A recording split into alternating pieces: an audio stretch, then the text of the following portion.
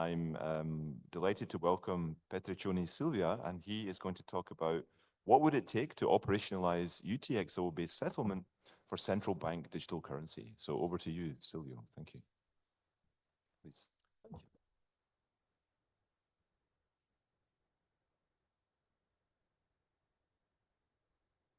Yeah, ladies and gentlemen, hello. Can you hear me well? Yeah.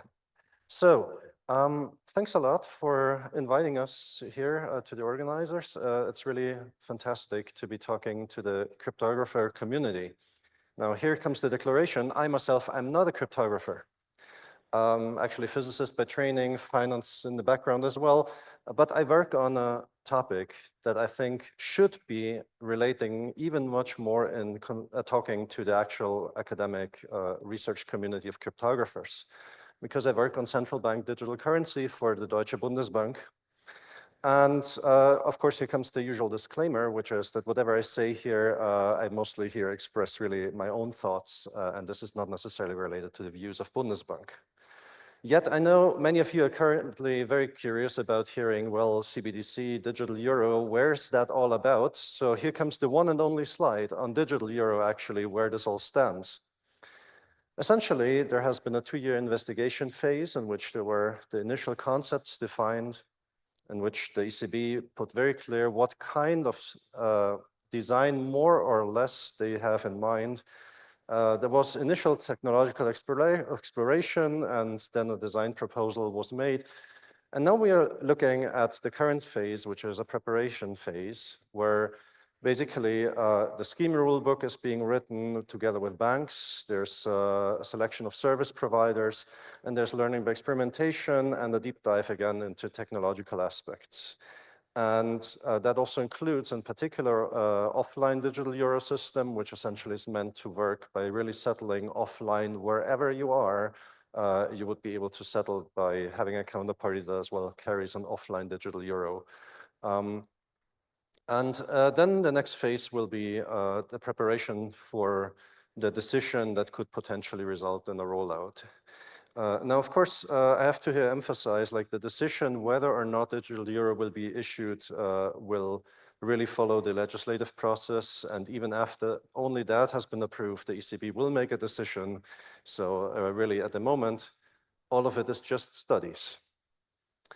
Now, today's talk is not about the digital euro, but rather it is really about a question which is part of some exploratory work. And I like to emphasize here really this is independent exploration work.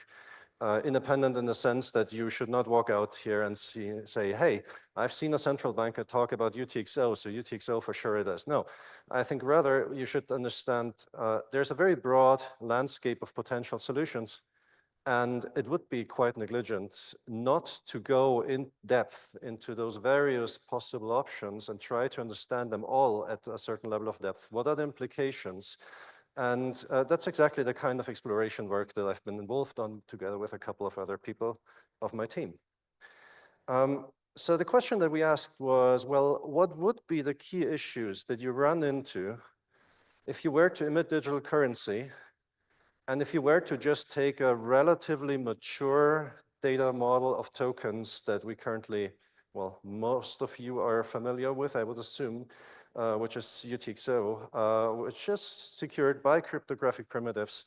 So if you use this as the basics of a currency, and you just look at the entire regulatory and institutional framework of a central bank that you have to fit, how good of a fit is that?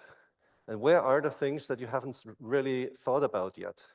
And so surprisingly, there are actually quite a number of these things. And so I thought, actually, maybe a really good idea is to show you the questions that we ran into without necessarily being able to reveal everything about solution attempts we've done. And I can also tell you we've stumbled also a lot, of course. This is normal, but in some sense, it felt surprisingly new what we ran into. And so that's part of my talk. To basically bring you up to speed exactly on that. So My hope is that this inspires a bit of thinking in the community, a bit of research. And if any one of you thinks, oh, this is all trivial, I know what the solution is, then please step forward. We would love to hear from you. Yeah, so this is really, I'm here in an attempt also to reach out to the community, to have more debate, to be more open than central banks have usually been towards the cryptography community, as far as I can, of course, within my capacities. And so UTXO, just to recap where this essentially would go, imagine you represent monetary values as a triple, where the one part is how much money it is, so that's the value that you have there. Then the second part is an encumbrance. It's a commitment to an unlock condition. So in this case, that could be, for example, in a system that you built very easily, a hash of a public key. And if there's a signature that corresponds to somebody having the private key to that public key, then you're fine spending that. And then in order to make sure that you're not having two 10 monetary value bills on the same hash of the same public key, so a collision of identical things on the same address, you augment this by having a different serial number of each of those. So in that way, you get rid of the problem that you might have otherwise, just yet another assignment to the same address, same amount of value, and now this collides. No, you want this all to be unique. So those three things together, I call this serial number, but there are many ways to construct this. Could be a provenance, could be like this in blockchains, an indicator where in the blockchain and which transaction is which leg you got this payment from. It just needs to be unique. It must be something that doesn't collide. And when you then look at this, that's basically how you would receive money. And any money that you received and haven't spent yet, that is counted as money that you can spend.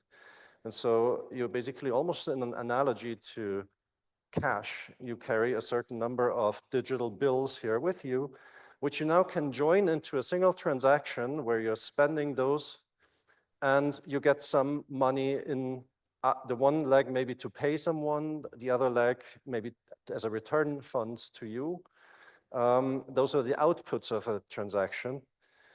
So in order to make that transaction go through, all you do is really you need to sign accordingly all the inputs.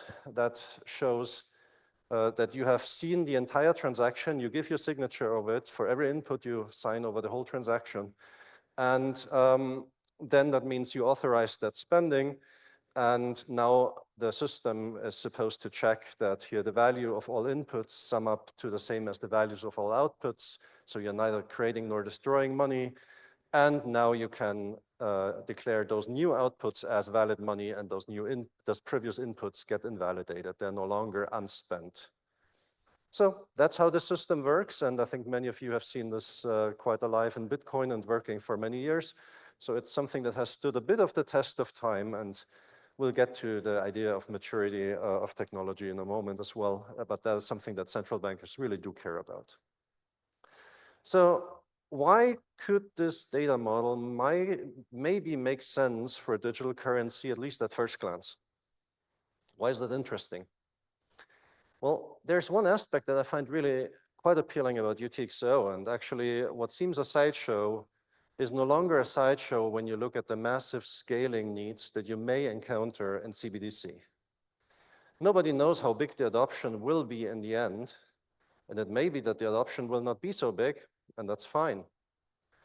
But if you were to imagine that just every person in Europe would, on average, adopt central bank digital currency sufficiently to make one payment a day over a 24-hour interval, then you're already looking at throughputs of the 3,000-ish per second. And of course, we know that was highly optimistic to say that's uniform over the day. And if we were to enter a world of micropayments and heavy adoption, then you need to scale like crazy, and you may have even peak events that go far beyond anyone's imagination. So really being able to scale if needed later on is a very important design decision to already have in mind today. And that's where UTXO helps, because you have those immutable objects that have a finite lifetime, and about them there's very little contention, so you don't run into any kind of issues that, for instance, accounts can run into, that some accounts run hot, there's lock contention, stuff like this. The second point is that you have higher privacy, especially when you combine this with further privacy-enhancing technologies, because you already start with a one-to-many relationship between users and addresses. We know very well that this is not enough to prevent any type of potential identification of what goes on in a payment system, but we do know that this is definitely better than having a one-to-one relationship already to start with, and there are far more ways how you can add protection. And finally, you can also implement very flexible spending authorization models and interoperability models with other systems if you're based on a token, and that's really what we think makes it appealing, at least at first glance. Now, this is something that actually has been thought about as well on the other side of the Atlantic Ocean. So MIT Media Lab, the Digital Currency Initiative, has worked out open CBDC and open source central bank digital currency, together with Boston Fed initially, and now also together with others. And they were able to demonstrate, look, you can easily scale like crazy, because as a central bank, you are a trusted central party. So take all the gains of centralization and apply it, and then you can scale like a UTXO settler to like 1.7 million transactions per second. They've also shown that you can reduce what is saved in data by the central ledger to being just commitments about unspent tokens. And so there's very little data actually retained at the central ledger if you want. Now that, of course, can raise concerns, and especially in central bank fields, people would worry, well, then I don't know anymore how many liabilities I've given out there, I've issued to the world. Well, there's the cool thing. So in an extension, they've also shown that basically using homomorphic encryption and ZK proofs, you can actually still add auditability and show that the entire monetary reserve the monetary supply has not been changed, has not been tampered with. And you can do Giro replicated deployment quite well, work with low latency. So what's the catch of all this, right? Looks like a system that we should be interested in, but what could be issues we run into? So what does it really take to make this an even remotely operational system? Now here comes the truth of central bank world. And there you'll see there are a few catches that really one needs to think about quite heavily. Well, the number one is, well, this is not gonna be a blockchain, or at least not a publicly accessible ledger. For privacy reasons, yes, that's number one. But you know, also even just thinking about throughput, if you look at a system that made on that other page 1.7 million transactions per second throughput, this is not something where you can propagate block updates to the whole world out there. And of course, latency are other issues as well. So there are many reasons to think about this as a system that more works like a database. And again, when you look what you are a central bank. What are you issuing? You're issuing a currency. What sense would that currency make if you were not a trusted party? It's really, by definition, people would only want to hold your currency, I would assume, if they trust your institution. But then that means you're operating in a space where there exists one trusted institution. And that's exactly where, again, this shifts the whole thing more and more away from operating in a BFT setting where, you know, everybody distrusts mutually each other, where incentives are not aligned. And of course, brings gains of centralization, brings, of course, also the issues that come with it, we all know. So now the second part that will be different from what we've seen in permissionless blockchains is a very important one, which is if you just were to build a digital currency with no measures taken whatsoever, how much of it can be used by citizens, then actually we would be basically one swipe away from financial meltdown. So it would actually be sufficient for everyone just to move the bank deposit holdings into digital currency to create the next big financial crisis, because we all do know that in a bank run in the real world, when you go to the ATM and you take everything out, if everybody were to do that, there's gonna be a problem. We've seen this last time, 2008, where more than 90% of the damages came not from subprime, but came because everybody was panicking and trying to take money out of an already stressed system. And so that would get even much easier with a CBDC. And so basically the only way to say, well, we haven't built a bug into the system that allows us to kill our current financial intermediation is really you need to have holding limits. You cannot allow for unlimited holdings of millions and millions of digital currency units per individual. And as you will see, this induces a lot of changes relative to the previous landscape that you see, for instance, in crypto and similar UTXO systems. Now, of course, if you cannot have a lot of money in your wallet all the time up front, then it gets very unpleasant to use because you run empty all the time. And that has been recognized. And so there has been a very nice wish by policymakers. Well, why don't we make it like this? When your wallet runs empty, your wallet immediately, if you have decided to link your bank account to it, then your wallet has the freedom to knock at your commercial bank account and say, well, can you please fund the rest of that transaction as well? We call that a reverse waterfall because the money is being drawn from that bank account. And it's exactly the opposite what will happen on the other end, which is imagine you have reached already the limit of your wallet, the capacity is 100%, and now you have 100 euros more coming, then they will fall like in a waterfall into a commercial bank account. They will not stick in your wallet. And so what this means is that excess holdings must convert near instantly into commercial bank money. And that creates extremely complex high-frequency funding and defunding scenarios with a lot of implications. The level of latencies that you can accept is another dimension that is very different, time to finality as well. So we're talking about latencies of milliseconds, hundreds of milliseconds maybe, but not of minutes until you reach finality like the block times in Bitcoin or other slower consensus systems.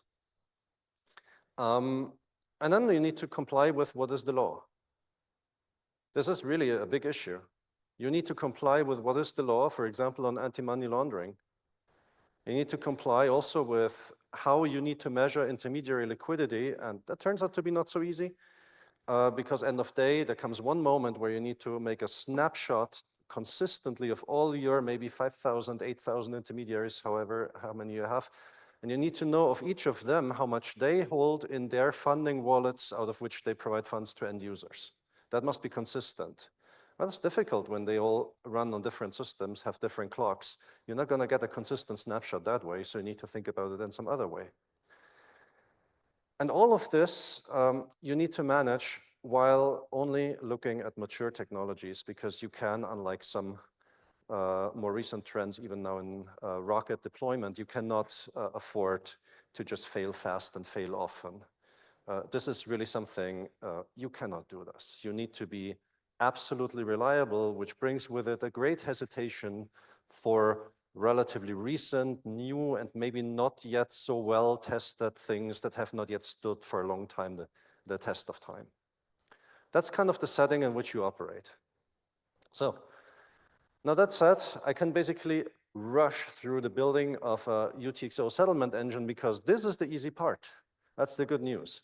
Essentially, the way you do this is you have the settlement logic, and all you do is you write a small little stateless processor that exactly implements that settlement logic on top of a distributed database that can support G-replication, like we found those that come from the spanner paper idea. They tended to go quite well. And so take a distributed key value store, for instance, as an experimentation thing that's open source. You might want to take something like TiKV, but there are many other options.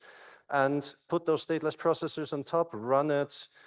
Within a couple of days, you're running and see 30,000 transactions per second. And that should be enough for you to have solved that part of the problem, because that's really the easy part. Now, here's the hard part. We used to think always about wallets in the context how they have been in crypto, where there was, of course, this consensus object, the state of UTXOs shared by everyone because everybody sees the full history, sees the entire chain. Now, if you don't see it, wow, even just a simple payment actually becomes complicated. Because yeah, the payer wallet could reach out to settlement via any kind of communication you want to design that would be just a normal, imagine a REST API call or something of this kind.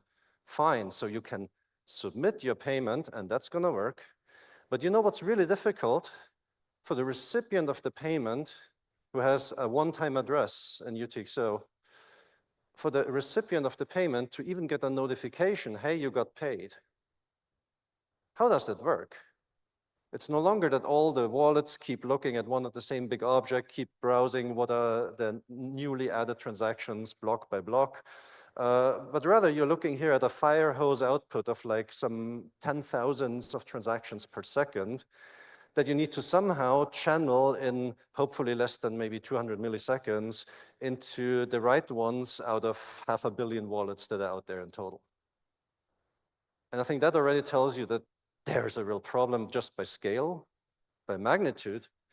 But then when you start thinking about it even more, well, how do you know where this needs to go? And here comes the privacy issue, which is, I mean, the payee wallet could, of course, disclose, hey, I am serving the following set of addresses. But if we were to disclose this, then we already kill privacy right away there, right? So you can't really have this type of easy disclosure. And so finding a suitable communication structure for this kind of systems is something that, even looking quite a bit into the issue, we found far less trivial than we thought it would be. And you know, the risk when something's complicated is that if you don't have a solution, you resort to the solution what's in place today. And really, please, let's not have this, because what do we do today? We have a big code that says that's the bank where we have the money. You know, no, we can do better than this, right? You don't want to submit the UTXO with a big code. But then there are either quite complex objects. You need either to come up with a privacy-preserving routing network that somehow, with advanced ways of using Bloom filters, onion routing, and so on, can scale to more than 10 billion addresses and yet be quick and efficient and secure.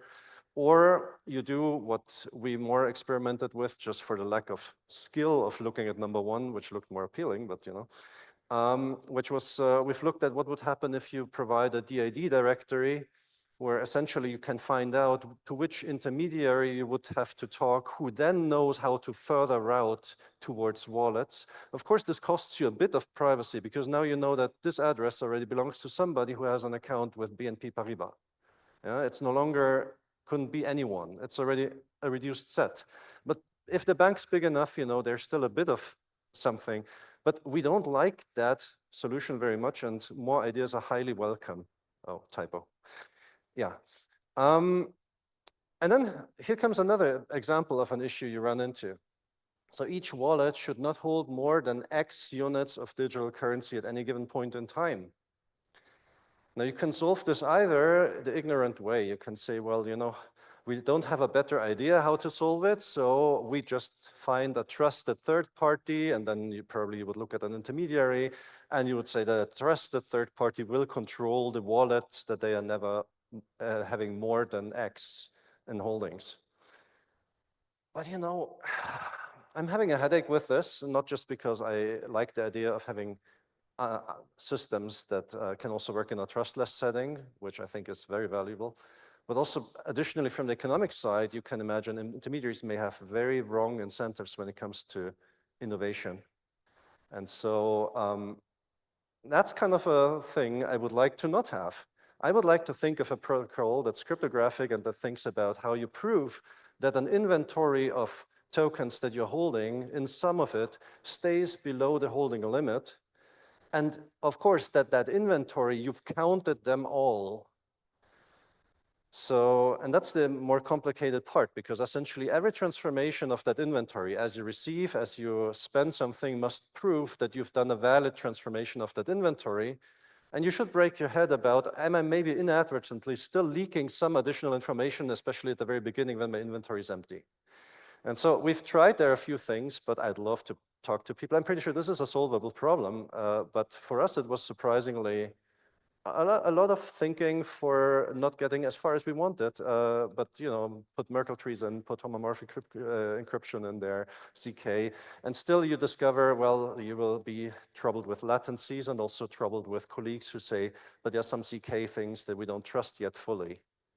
So challenge to the cryptography community, just moving the problem out there into the daylight. Maybe we hear suggestions from you. I don't know.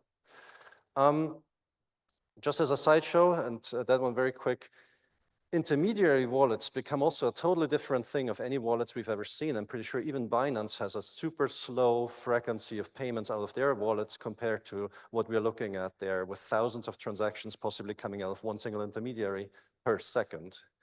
And so, of course, if you have there the issues of token selection and denomination management, if you solve this poorly, then your return money are always to little cents, and at some point you drown in cents.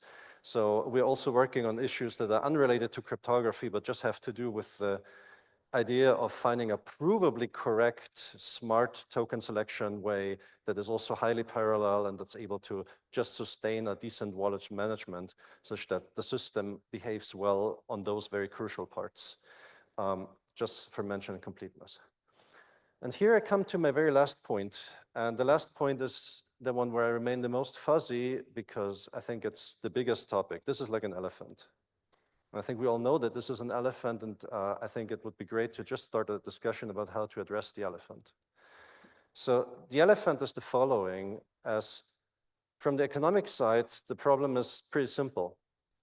As you move the speed of these systems to be final in settlement within a second, this becomes actually a perfect vehicle for fraud. And we've seen this happen, especially in Brazil when they introduced the real-time payment system, but also in many other cases, that exactly because money can move at such fast speed, basically fraud becomes pervasive. There will be some ways of fraud, how people get frauded into making some transfers. There may be some kind of malware, all kind of things can happen. And because that money moves that fast and irrevocably, at some point, you risk completely losing control and reputation. So for that reason, being able to have ideas about how to handle fraud is just as important as being able to have ideas about how to preserve here privacy.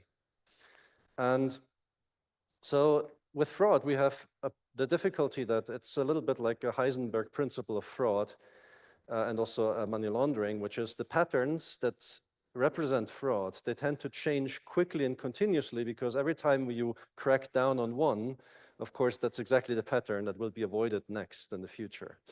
So for that reason, there's not too much in public data sources and very little in published academic research on money laundering in comparison to other fields when I look at this, just because you really have not that rich of durable information on what are the exact things that tend to work. But now if you try to think, well, how can I then design something that gives you, on the one hand, privacy, on the other hand, sufficient leeway to eventually respond to potentially dangerous issues of fraud, then this really becomes a problem that, is just immense. So an example is very often you find that in systems like this, global properties, like for instance, graph centrality measures, are very good predictors of certain types of fraud because a player that is receiving from the whole world lots of things might be somebody up to something. Yeah? But at the same time, in order to see that global picture, you need to unite the data from the various different silos. And that's exactly what you would like to not do, right, on the privacy perspective. And so, of course, we're very aware about secure multi-party computation methods that have been devised. And of course, we're aware that for machine learning, there are ways to do federated learning first and build a combined model out of it.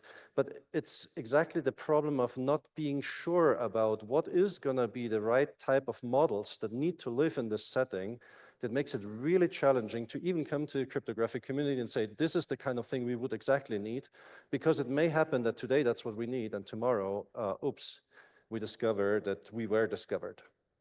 And so I think everybody who works in this field and starts developing ideas and looks into it will greatly contribute to making this a more manageable aspect, I find it very hard. And with that, I thank you very much. And please feel free to reach out to me if you want to be in contact. We'd love to be in contact with the community. Thank you, Silvio. Let's give Silvio a round of applause. Thank you. Thank you. We have just a few seconds left for questions, so please keep your questions brief and to the point. Thank you for the talk. So the premise of UTXO you presented was that you cannot create and destroy money. And there is a very easy way to destroy money, which is forgetting the private key. So how do you solve that problem? Yeah. That's an excellent question. I think in 20 seconds, I will not be able to respond that quickly. Let's take that into the next coffee break. So there's an assumption here that you can make a payment without the recipient of the payment acknowledging the payment. And that seems to add a huge amount of complexity. There's older techniques like blind sign tokens that don't make that assumption and are much simpler. And certain cryptocurrency things don't make that assumption either, but it's pretty rare. I agree. I think if you had on the recipient side a politician who received $1 million without knowing, maybe that's exactly the kind of scenarios you try to avoid.